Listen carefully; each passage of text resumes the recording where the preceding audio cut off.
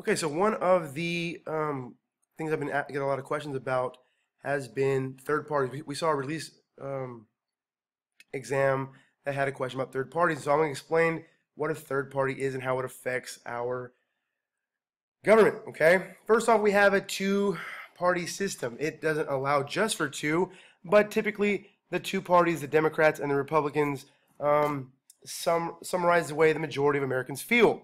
Okay, and so let's go through this PowerPoint and then we'll talk a bit more about it. But what are third parties? Parties representing minority opinions that challenge the Democrats and Republicans.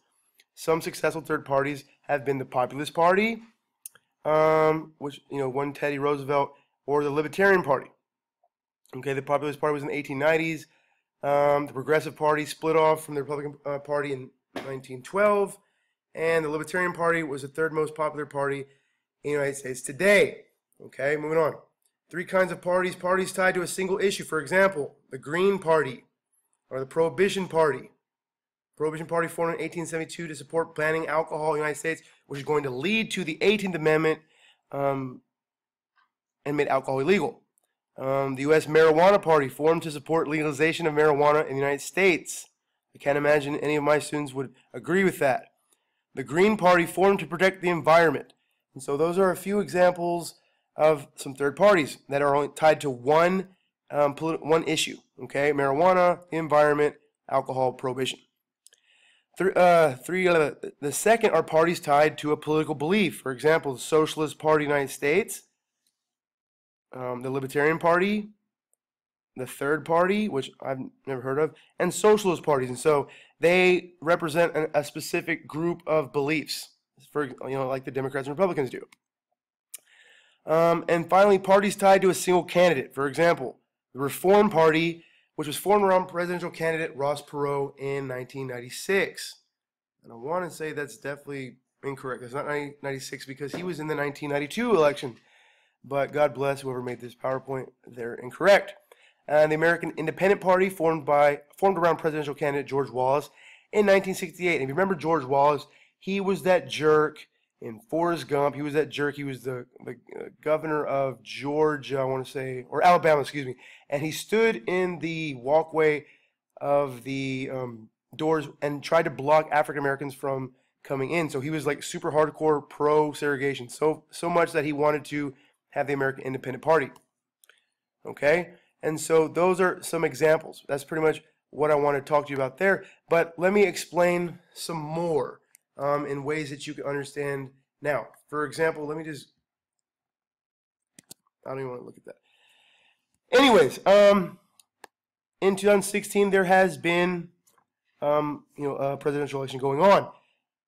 The Democrats have had a legit competition between Bernie Sanders and Hillary Clinton. Now, Bernie Sanders typically is an independent, and he has been since his time in Congress. Okay. However, he ran on the Democratic ticket, or he tried to gain the Democratic nomination, and so he did very well. But he's a Democratic socialist. So let's say that, well, first off, let's explain the fact that every time there is a third party, that third party is going to steal votes from either the Democratic Party or the Republican Party. And so it had, let's say Bernie Sanders ran as a Democratic Socialist and had his own party. He won enough delegates in his competition where perhaps he would have gotten a nod and would have been on the ballot in the election in November. Okay, and so, but that would have definitely stole votes from the Democratic Party, and therefore that's why I'm sure he tried to get on the Democratic ticket. So let's look at one of the most successful third-party candidates. This guy is Ross Perot, which we just talked about in that earlier slide, and he was a Democratic national presidential candidate in 1992. He went against George H.W. Bush and Bill Clinton. It's because Ross Perot and his Reform Party took a lot of voters who had voted for George H.W. Bush and the Republican Party that probably George H.W. Bush lost. So let's go ahead and look at Ross Perot and what he talked about. Last 10 years. Thank you.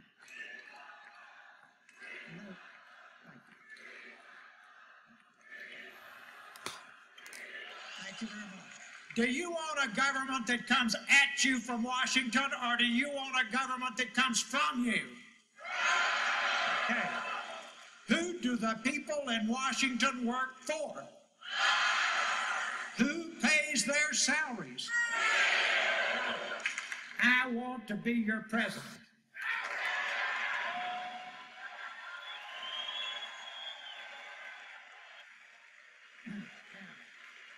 In the 1950s, 90% of the goods that we bought in this country were made in the good old USA. That number has dropped to only 50% of the goods we buy here in the USA are made in the USA, and it will continue to drop as long as we have these stupid one-sided trade deals.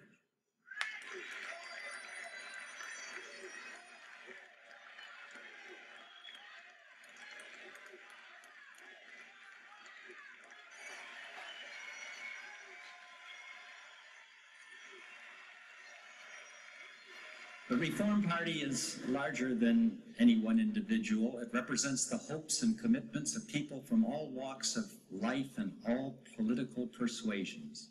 As a person who has made a career in asking tough questions, both inside and outside of government, I believe that I have what it takes to take this party to the next level of achievement.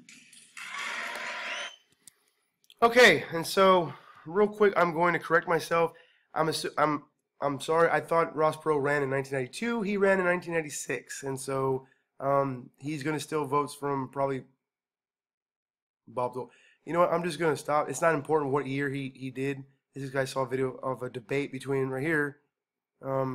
That's H.W. Bush, that's Clinton, and that's Ross Perot. And so I'm confused right now. But anyways, that does still explain third parties and its effect on elections. And that was only 7 minutes. Have a great day.